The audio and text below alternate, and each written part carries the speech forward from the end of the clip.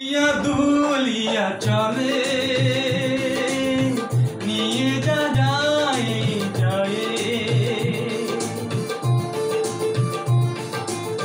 কমল অঙ্গে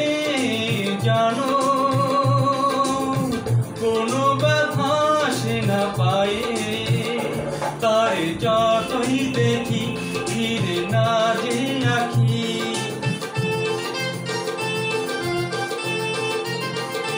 তারে যতই দেখি ফিরে না যে আঁখি বুঝি না কি যে করি